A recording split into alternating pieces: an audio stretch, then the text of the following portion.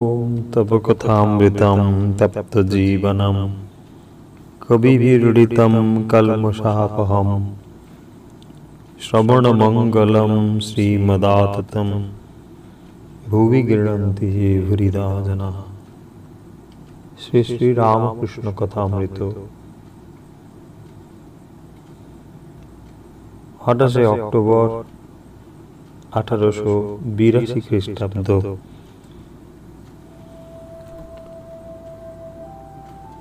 उत्सव मंदिरे श्री रामकृष्ण। श्री श्री परमहंसदेव शिथिर ब्राह्म समाज दर्शन करिते आसियाछेन। 28 अक्टोबर इंग्रेजी 1882 ख्रिस्टाब्द शनिवार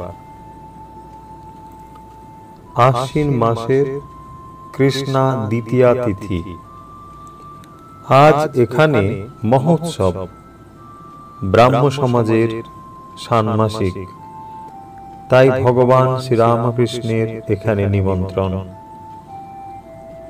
बेला 3-4टेर समय तिनी कयेकजन भक्त संगे गाड़ी करिया दक्षिणेश्वरेर कालीबाटी हईते श्रीयुक्त बेणीमाधव पालेर मनोहर उद्यान बाटीते उपस्थित हইলেন। এই উদ্যান বাটিতে ব্রাহ্ম সমাজের অধিবেশন হইয়া থাকে। ব্রাহ্ম সমাজকে তিনি বড় ভালোবাসেন। ব্রাহ্ম ভক্তগণ তাকে সাতিশয় ভক্তি শ্রদ্ধা করেন। ইহার পূর্বদিন অর্থাৎ শুক্রবার বৈকালে কত আনন্দ করিতে করিতে সশিষ্য শ্রীযুক্ত কেশবচন্দ্র সেনের সহিত ভাগীরথী বক্ষে কালীবাড়ি হইতে কলিকাতা পর্যন্ত ভক্ত সঙ্গে স্টিমার করিয়া বেড়াইতে আসিয়াছিলেন। সিথি পাইকপাড়ার নিকট, কলিকাতা হইতে 1.5 ক্রোশ উত্তরে। উদ্যান বাটিটি মনোহর বলিয়াছি। স্থানটি অতি নিভৃত, ভগবানের উপাসনার পক্ষে বিশেষ উপযোগী। উদ্যান স্বামী বৎসরে 2 বার মহোৎসব করিয়া থাকেন, একবার শরৎকালে আর একবার বসন্তে। এই মহোৎসব উপলক্ষে তিনি কলিকাতার ও সিথির নিকটবর্তী গ্রামের অনেক ভক্তদিগকে নিমন্ত্রণ করিয়া থাকেন। তাই আজ কলিকাতা হইতে শিবনাথ প্রভৃতি ভক্তগণ আসিয়াছেন। তাহাদের মধ্যে অনেকেই প্রাতঃকালে উপাসনায় যোগদান করিয়াছেন, আবার সন্ধ্যাকালীন উপাসনা হইবে, তাই প্রতীক্ষা করিতেছেন। বিশেষত তাহারা শুনিয়াছেন যে অপরাহ্নে মহাপুরুষের আগমন হইবে ও তাহারা তাহার আনন্দ মূর্তি দেখিতে পাইবেন। তাহার হৃদয় মুগ্ধকারী কথামৃত পান করিতে পাইবেন। তাহার এই মধুর সংকীর্তন শুনিতে ও দেব দুর্লভ হরি প্রেমময় নৃত্য দেখিতে পাইবেন। অপরাহ্নে বাগানটি বহু লোক সমাকীর্ণ হইয়াছে। কেহ লতা মণ্ডপ ছায়ায় কাষ্ঠাসনে উপবিষ্ট, কেহ বা সুন্দর বাপি তটে বন্ধু সমভিব্যবহারে বিচরণ করিতেছেন। অনেকেই সমাজ গৃহে শ্রীরামকৃষ্ণের আগমন প্রতীক্ষায় পূর্ব হইতেই আসন অধিকার করিয়া বসিয়া আছেন। উদ্যানের প্রবেশদ্বারে পানের দোকান। প্রবেশ করিয়া বোধ হয় যেন পূজা বাড়ি রাত্রিকালে যাত্রা হইবে। চতুর্দিক আনন্দে পরিপূর্ণ। শরতের নীল আকাশে আনন্দ প্রতিভাসিত হইতেছে। উদ্যানের বৃক্ষলতা গুল্ম মধ্যে প্রভাত হইতে আনন্দের সমীরণ বহিতেছে।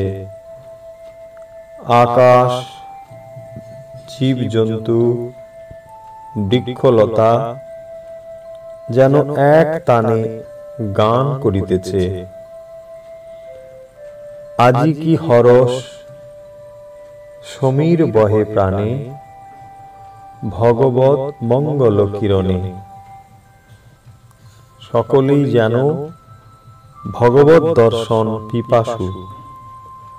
এমন সময় শ্রী শ্রী পরমহংসদেবের গাড়ি সমাজগৃহের সম্মুখে উপস্থিত হইল। সকলেই গাত্রোত্থান করিয়া মহাপুরুষের অভ্যর্থনা করিতেছেন।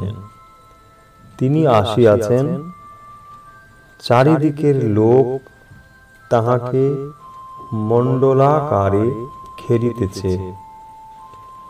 সমাজগৃহের প্রধান প্রকোষ্ঠ মধ্যে বেদী রচনা হইয়াছে। সে স্থান লোকে পরিপূর্ণ। সম্মুখে দালান, সেখানে পরমহংসদেব সমাসীন, সেখানেও লোক। আর দালানের দুই পার্শ্বস্থিত দুই ঘর, সে ঘরেও লোক। ঘরের দ্বারদেশে উদ্গ্রীব হইয়া লোকে দণ্ডায়মান। দালানে উঠিবার সোপান পরম্পরা এক প্রান্ত হইতে অপর প্রান্ত পর্যন্ত বিস্তৃত। সেই সোপানও লোকে লোকাকীর্ণ। সোপানের অনতি দূরে দু তিনটি বৃক্ষ, পার্শ্বে লতা মণ্ডপ, সেখানে কয়েকখানি কাষ্ঠাসন। তথা হইতেও লোকে উদ্গ্রীব ও উৎকর্ণ হইয়া মহাপুরুষের দিকে দৃষ্টিপাত করিতেছে। সারি সারি ফল ও পুষ্পের বৃক্ষ, মধ্যে পথ।